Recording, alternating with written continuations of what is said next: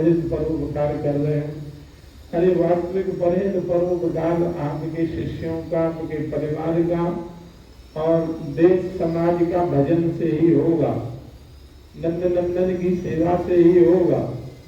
उनको छोड़ दिए, उनका सेवा में रुचि नहीं है और इधर उधर भटकते ही फिर रहे हैं। भटकत फिरत गौड़ गुजरा, यहाँ गए वहां गए, उससे चित्त वृत्ति एकाग्र नहीं हो पाती है। बहिर्मुखता कई बार बढ़ जाती है। कई बार तो ऐसा देखा जाता है, महीने 2 महीने कोई निमंत्रण नहीं आया भगत लोगों का, तो लोग चिंतित हो जाते हैं कि कहीं बुलावा नहीं आया, सेवा शुश्रूषा होती।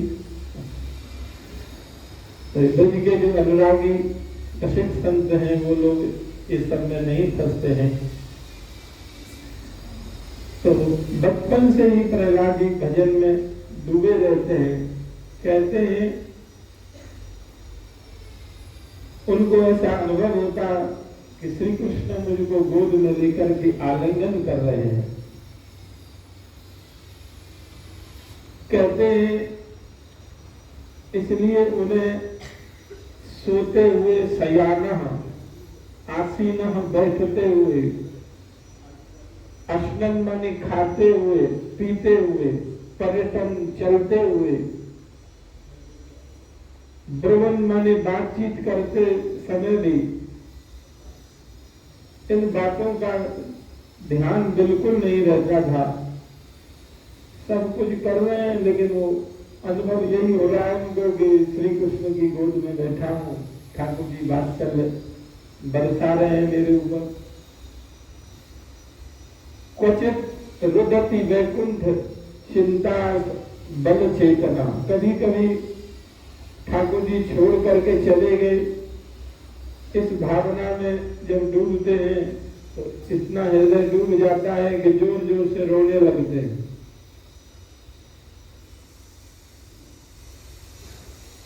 क्वचित हंसती, कभी हंसने लग जाते हैं ठाकुर जी की लीलाओं का चिंतन करके। कभी आनंदित होकर के उद्गायों से जोर जोर से गाने लग जाते हैं, हे गोविंद, हे गोपाल, हे मुरारी। जैसे यात्रा में बाबा महाराज पुकार दे, गोपाल की टेल लगाओ, गोपाल, अरे बोलो टेल लगा लो,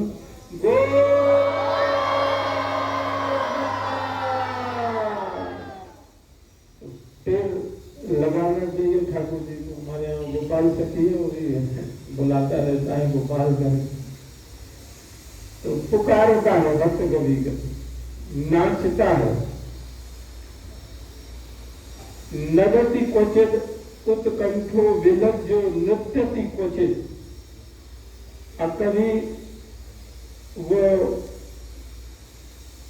बेसुरा होकर के भी कंठ गदगद है तो पुकारने लगते हैं। कभी उनके लीलाओं का चिंतन करते करते डूब जाते हैं। कभी लज्जा छोड़ करके लोकबाह्य होकर के नृत्य करने लगते हैं और उनको अपनी याद ही नहीं रहती। कभी कभी उनकी लीलाओं का अनुकरण करने लग जाते। भगवान ने जो लीला की है उनका अनुकरण, जैसे गोपियां प्रणय गीत में, भागवत में प्रसंग आता है, भगवान अंतर ध्यान हो जाते हैं तो कृष्ण को पुकारते हैं वन उपवनों में। हाँ, पुकारते ठाकुर जी की लीलाओं का अनुगमन करते हैं, अभिनय करते हैं। कोई पूतना बन जाती है, कोई कृष्ण बन जाती है, कोई बलराम बनती है, कोई ग्वालवाल बन जाती है, कोई गिरिराज लीला का अभिनय कर रही है, कोई कंदुक क्रीड़ा का अभिनय कर रही है, तो कोई गोपी माखन चोरी लीला का अभिनय कर रही है। ऐसे आनंदित होती है गोपी। ऐसे भक्त लोग भी भगवत लीलाओं का अभिनय करने लग जाते हैं। जैसे यात्रा में बाबा जाते हैं वहाँ जड़खोर में, तो बोले यहाँ ठाकुर जी गाय चराते चराते वर्णन है भागवत में क्रीड़ा करते हैं, खेलते हैं, कंदुक क्रीड़ा, कुश्ती करते हैं, कबड्डी खेलते हैं, तो वहाँ कबड्डी लीला होती है। 2 दल बन जाते हैं वहाँ, एक दल में बाबा भक्त संत रहते, दूसरे दल में नंदगांव के कुछ ब्रजवासी ऐसे कबड्डी होती बड़े आनंद से। यात्रा, पुरानी यात्रा में होगा भी कई रिकॉर्ड, तो बड़ा सुंदर आनंद आता, सब भक्त लोग हंसते आनंद होते। ऐसे अभिनय लीलाओं का करते। यहाँ भी बाबा कभी कभी ठाकुर जी बांसुरी बजाते हैं। कैसे बजाते हैं? तो खड़े होकर के प्रबंधी अदा में अभिनय करना बताते बच्चों को, जो नाचते, ऐसे करो, ऐसे करो, ऐसे करो, ऐसे गाओ। ये सब भक्त तन्मय हो जाता है ना, तो हर क्रिया ठाकुर जी के लिए होती है, भक्त की अपने लिए कुछ नहीं होती है। उनको देख देख करके लीलाओं को भक्त भी प्रसन्न होते हैं और भगवान भी प्रसन्न होते हैं। इस प्रकार से वो डूब जाते लीलाओं में महाराज।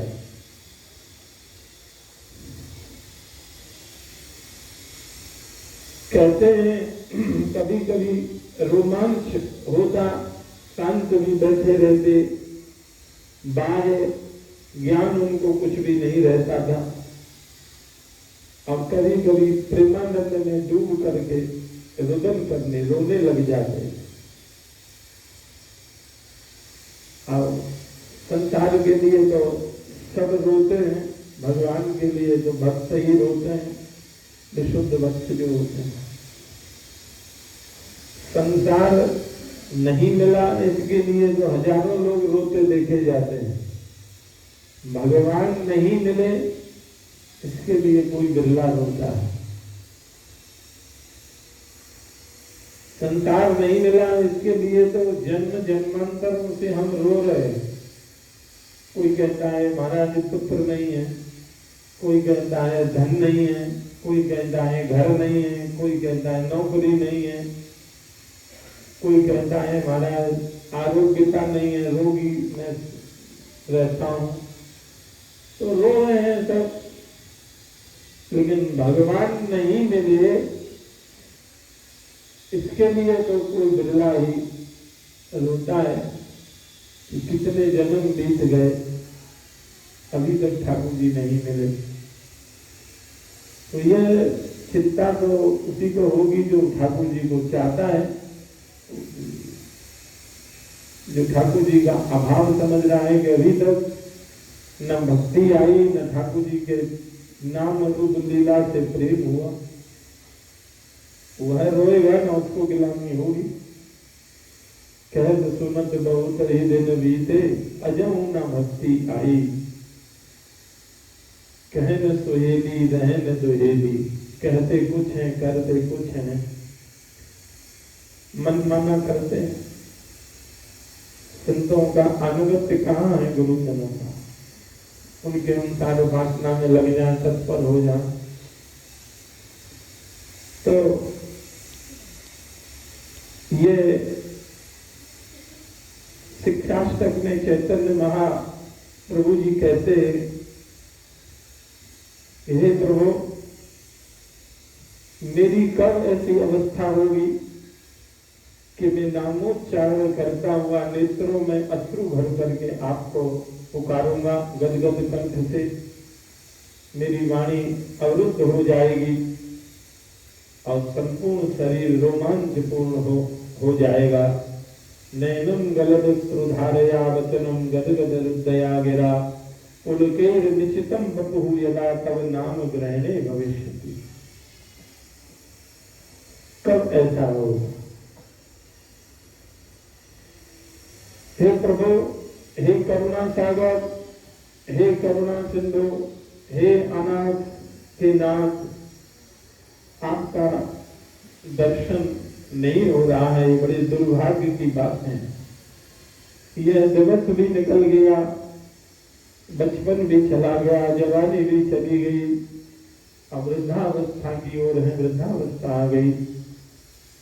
जिससे प्रेम करना था उससे प्रेम नहीं हुआ, जिसका नाम जपना था उनका नाम नहीं जपने में रुचि नहीं हुई, जिनको सुनना था जिनकी लीलाओं को उनको सुना नहीं, संसार की ही चर्चा में सुनता रहा। जिसका स्मरण करना था उनका स्मरण न करके संसार का स्मरण कर रहा। हाय हाय, एक कैसे दुख की बात है, कैसे मेरा समय जा रहा। आज का दिन भी चला गया, अवस्थाएं भी चली गई, महीना वर्ष भी जा रहे हैं, जीवन भी जा रहा। किसी किसी को पीड़ा होती है, नहीं तो बाकी तो हम लोग खा रहे हैं, पी रहे हैं, सो रहे हैं। अरे संसार में भी जिसको बहुत धन की कामना होती है वह भी नहीं सोता हम लोगों की तरह। हमने देखा है बचपन में किसान लोगों को रात रात भर जागते हैं, दिन भर जागते। कोई 1-2 घंटा विश्राम कर लिया तो बड़ा परिश्रम था। पुराने समय में हल बैल से खेती होती थी। गुड़ बनाना है तो वो कोलू बैल से चल रहा है, रैंट बैल से चल रही है, पीछे पीछे घूम रहा है, रात भर किसान चल रहा है। 2-3 बजे से हल चल रहा है खेत में, 10 बजे तक 8-8 घंटे 10-10 घंटे हल चला रहे हैं, उनको चला रहे हैं। यदि 40-40 किलोमीटर 50-50 किलोमीटर हल के पीछे किसान घूम जाते और उसके बाद भी फिर विश्राम नहीं, उसके बाद भी तमाम कार्य करते हैं। इतना वह परिश्रम करता है। तो एक साधारण जो ग्रस्त है वह भी इतना प्रमादी नहीं है जितना हम भजन का बहाना लेके भजनानंदी बन करके जितने प्रमादी हैं। साधारण ड्यूटी भी जो करता है वो 8 घंटे कम से कम 10 घंटे ड्यूटी करता है। गार्डों को देखते हैं हम गौशाला में 12 घंटे ड्यूटी करते हैं, जागते हैं, खड़े रहते हैं। ईमानदारी से हम लोगों के यदि भगत बने हैं तो 8 घंटा भजन होना चाहिए, 12 घंटा होना चाहिए, 12 घंटा अपने काम के लिए ले लो।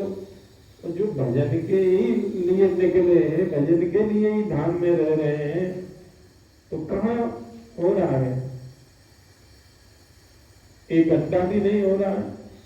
1 घंटा भी बैठे माला लेकर के तो कई मिनट तक जपन तदर्थ भावनम हुआ, ठाकुर जी का स्मरण हुआ, बड़ा मुश्किल है।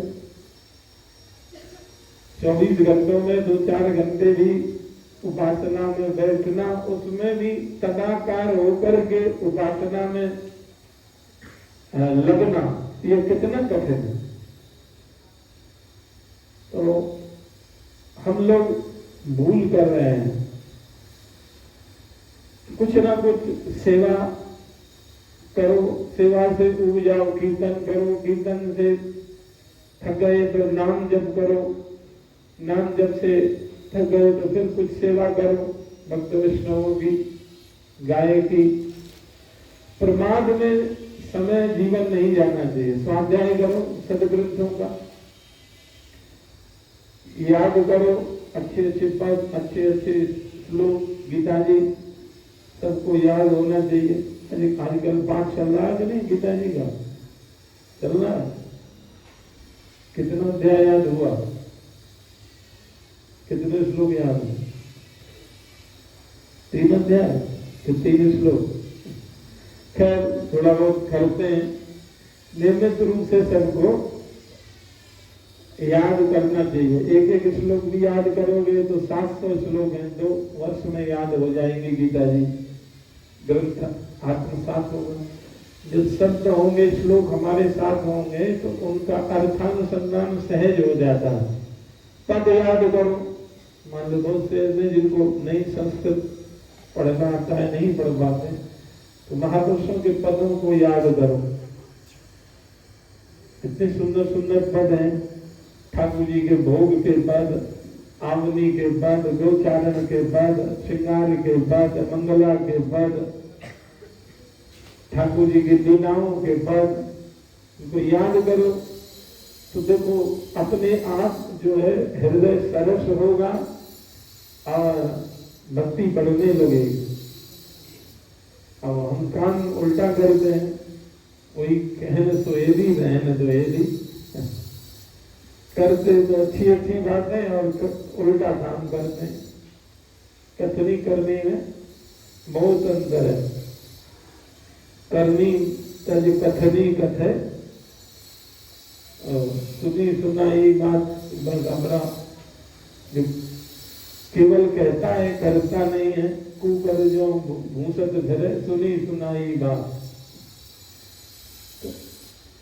पढ़ सुन करके ऐसा बनना चाहिए तो देखो आनंद भी आएगा और लगेगा कि हम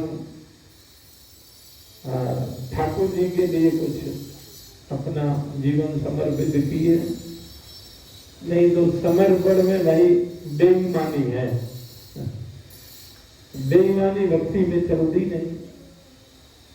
कहते हैं हम ठाकुर जी के हैं लेकिन करते हैं मनमाना, तो समर्पण कहाँ हुआ? मन ठाकुर जी को दे दिया तो फिर ठाकुर जी का चिंतन मनन मन से होना चाहिए।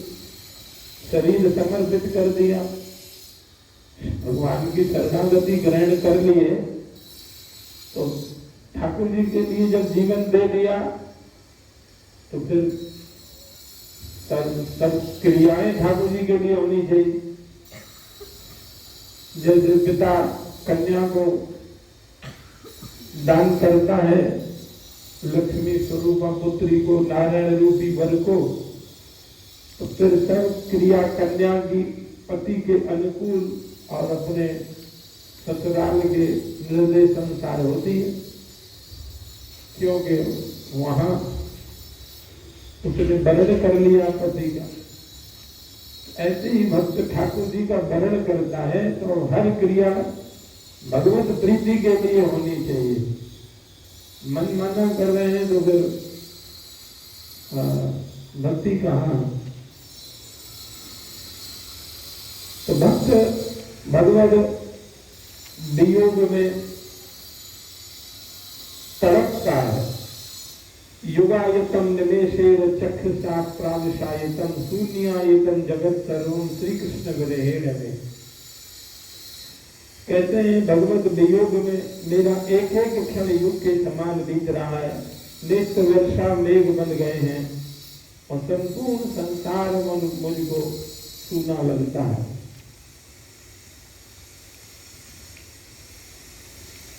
भक्त को सारा संसार सूना लगता है भगवान के बिना। तो देखो संत बोल रहे थे कि होली लीला में सब उपस्थित हैं, लेकिन श्री जी ने देखा ठाकुर जी नहीं आए तो बोले सूना लग रहा है उत्सव, होली उत्सव। या श्री जी नहीं पहुंची तो ठाकुर जी को वो उत्सव सूना लग रहा है। बड़ा सुंदर भजन है, याद कर रहे हैं, करो याद नहीं आ रहा। सूनो लगे बरसानो किशोरी तेरे बिना या ठाकुर जी के बिना, ऐसा उसका भाव है। तो भक्त को बिना भगवान के सारा संसार सूना लगता है।